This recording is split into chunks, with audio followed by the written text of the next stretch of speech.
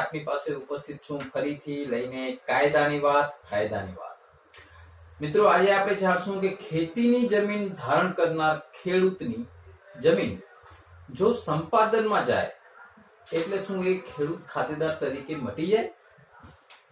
આ પ્રશ્ન અને આ દ્વિધાનો આજે હું આપની પાસે ઉપસ્થિત છું પ્રત્યુત્તર લઈ. ખેડૂતની તમામ જમીનો સંપાદનમાં ગયા બાદ ખેડૂત પોતે ખેડૂત તરીકે મટી ન જાય તે અંગેની કાયદાકીય જોગવાઈઓ શું છે, આજે આપણે એનો અભ્યાસ કરીએ.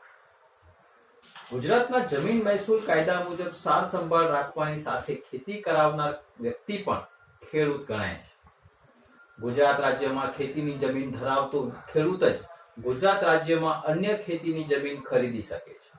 આમ માત્ર ગુજરાત રાજ્યનો ખેડૂત જ ગુજરાતમાં ખેતીની જમીન ખરીદી શકે છે.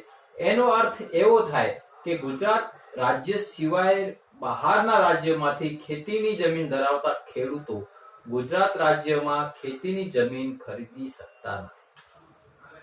રાજ્ય બહારના ખેડૂતોએ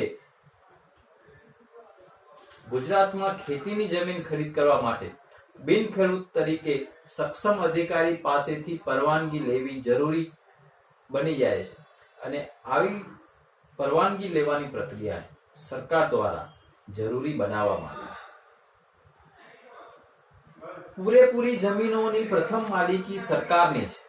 જ્યારે સરકારને કોઈ જાહેર હેતુ માટે અથવા કંપનીઓ માટે કોઈ જમીનની જરૂર હોય ત્યારે તે માટે ભવિષ્યમાં તેની જરૂર ઊભી થવાની સંભાવના હોય તો સરકાર તે બાબત જમીન એક્વાયર સંપાદન કરવા માટે જાહેરનામું પ્રસિદ્ધ કરીને જમીન સંપાદન અંગેની કાર્યવાહીની શરૂઆત કરી શકે છે.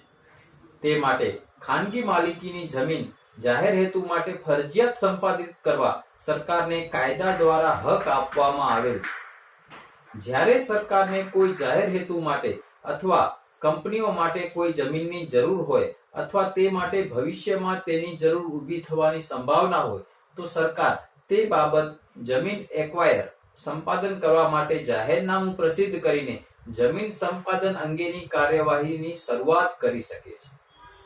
જાહેર હેતુ માટે, વિકાસના કાર્યો માટે કે ખાનગી માલિકીની જમીન ફરજિયાત સંપાદન એટલે કે એક્વાયર કરવા અને તે બદલ વળતર આપવા, વળતરની રકમ નક્કી કરવા, વાંધાઓ ધ્યાને લેવા વગેરે જેવી તમામ બાબતો લક્ષમાં લઈ જમીન સંપાદન અધિનિયમની જોગવાઈઓ હેઠળ જાહેર હેતુ માટે, વિકાસના કાર્યો માટે ખાનગી માલિકીની જમીન ફરજિયાત સંપાદિત એટલે કે એક્વાયર કરવા માટે અને તે બદલ વળતર આપવા, વળતરની રકમ નક્કી કરવા, વાંધાઓ ધ્યાને લેવા વગેરે તમામ બાબતો લક્ષમાં લઈ જમીન સંપાદન અધિનિયમની રચના કરવામાં આવી અને તેમાં વખતો વખત સુધારા વધારા પણ કરવામાં આવ્યા છે.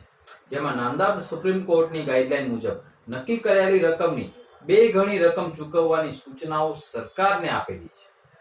ખેતીની જમીનના ધારણ કરનાર હોય તે ખેડૂત ખાતેદારનું અવસાન થવાથી યા અકાળે મૃત્યુ થવાના સંજોગોમાં ગુજરનાર વ્યક્તિની વારસાઈ કરવાના સમયે તેમજ ખેડૂત ખાતેદારની પોતાની હયાતી દરમિયાન પણ તેની પોતાની જમીનની વહેંચણી પોતાના વારસદારો વચ્ચે કરે ત્યારે તેમજ સંયુક્તમાં ખાતેદારો પૈકી કેટલાક વારસદારો વચ્ચે કરે ત્યારે તેમજ સંયુક્ત ખાતેદારો પૈકી કેટલાક ભાઈઓ અથવા બહેનો પોતાના ભાગમાં આવતા જમીન પરના પોતાના હક્કો સ્વૈચ્છિક રીતે છોડી દે જતા કરે અને એ રીતે હક છોડ્યા બાદ ઘણા પ્રસંગોમાં તેવી વ્યક્તિ પાસે રાજ્યમાં અન્ય કોઈ ખેતીની જમીન બચતી ન હોય તેવું પણ બને છે.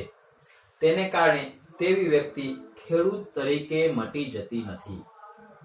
આવા પ્રસંગે તેવી વ્યક્તિનો ખેડૂત તરીકેના દરજ્જો ટકાવી રાખવો એ ખૂબ જ મોટો પ્રશ્ન ઉપસ્થિત થાય છે અને આવી વ્યક્તિઓના ખેડૂત તરીકેનો દરજ્જો ચાલુ રહે એ માટે ખેડૂત પ્રમાણપત્ર આપવા સંબંધી પરિપત્ર રાજ્યના મહેસૂલ વિભાગ દ્વારા ઠરાવ ક્રમાંક 10/2003/977 ઝ તારીખ 29/3/2005 ના રોજ પરિપત્ર બહાર પાડવામાં આવેલ છે અને આ પરિપત્રમાં ખેડૂત તરીકેનો દરજ્જો ચાલુ રહે તે માટે ખેડૂતનું પ્રમાણપત્ર આપવાનું અને તેની કેટલીક શરતોની જોગવાઈઓ પણ કરવામાં આવેલ છે.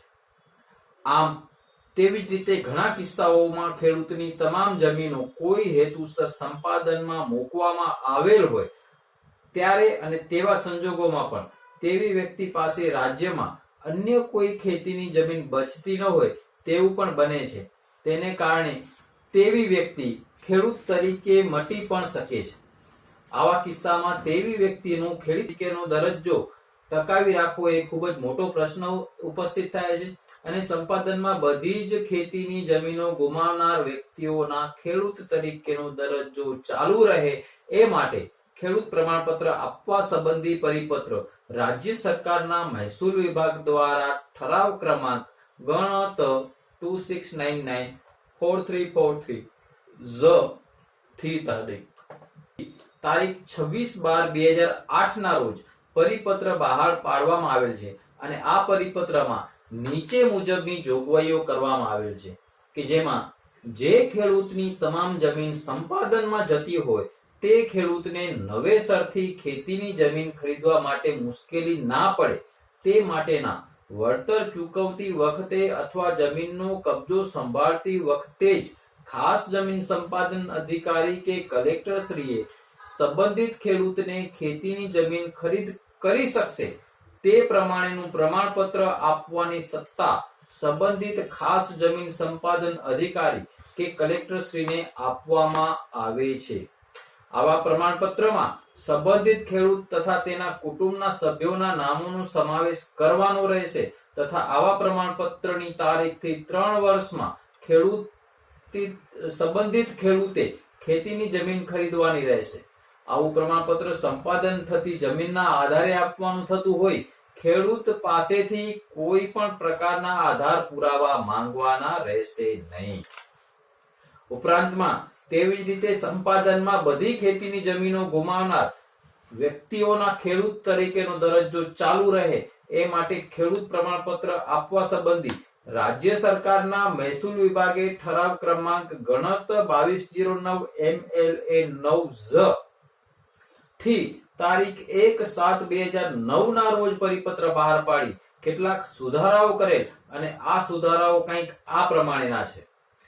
1. જમીન સંપાદનમાં જમીન ગુમાવનાર ખેડૂતનો દરજ્જો ચાલુ રાખવા કલેક્ટરનું પ્રમાણપત્ર મળ્યા તારીખથી 3 વર્ષની સમય મર્યાદામાં રાજ્યમાં અન્ય સ્થળે ખેતીની જમીન ખરીદવાનું આમુખ 2 ના ઠરાવથી નક્કી કરવામાં આવેલ તે જ ધોરણે એકત્રીકરણ કાયદાના અમલીકરણના કારણે કૌટુંબિક વહેંચણીના પરિણામે પોતાનો ભાગ જતો કરનાર સભ્યનો ખેડૂત તરીકેનો દરજ્જો ચાલુ રાખવા કલેક્ટરનું પ્રમાણપત્ર મળ્યાની તારીખથી 3 વર્ષની સમય મર્યાદામાં રાજ્યમાં અન્ય સ્થળે ખેતીની જમીન ખરીદવાની રહેશે.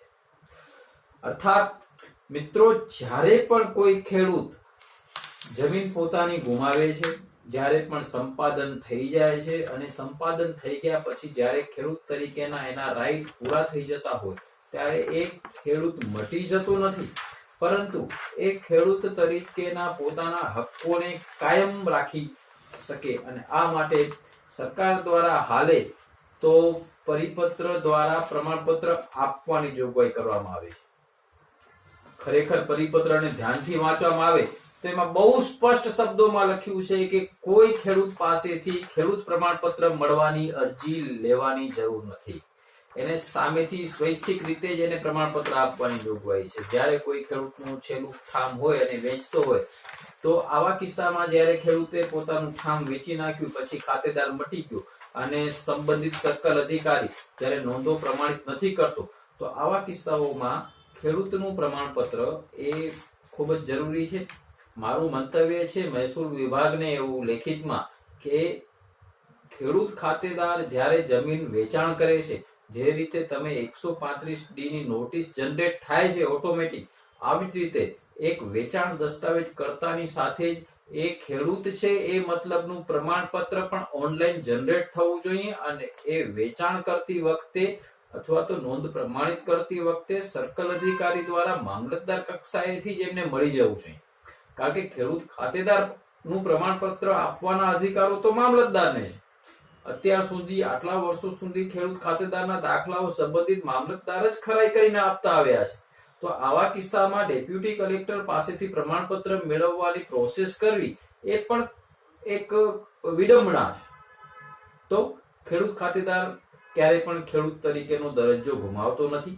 એના ખાતામાં જમીન હોય ચાહે ન હોય, પણ જ્યારે જમીન સંપાદન થતી હોય કે વેચાણ થતી હોય ત્યારે એ 2 થી 3 વર્ષ દરમિયાન એ પોતે ખરીદી લેવા માંગતો હોય તો એને પ્રમાણપત્રમાં ખેડૂતને લગતી વિસંગતતા ઊભી ન થાય એના માટે સરકારે પરિપત્રો કર્યા છે.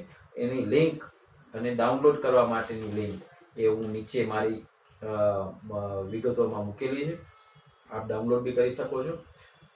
બીજા કોઈ પણ આપના મનમાં પ્રશ્નો ઉદ્ભવતા હોય, કોઈ પણ પ્રકારની સલાહ કે માર્ગદર્શનની જરૂર હોય કે કોઈ પણ રીતે તમને જમીન સંબંધી, મહેસૂલ સંબંધી કે મહેસૂલી પ્રશ્નો સંબંધિત કોઈ પણ માર્ગદર્શનની જરૂર હોય તો આપ નીચે કોમેન્ટ બોક્સમાં આપનો પ્રશ્ન લખીને મને મોકલાવી શકો. આજની માટે આટલું જ. ફરીથી આપણે મળશું. જય હિન્દ.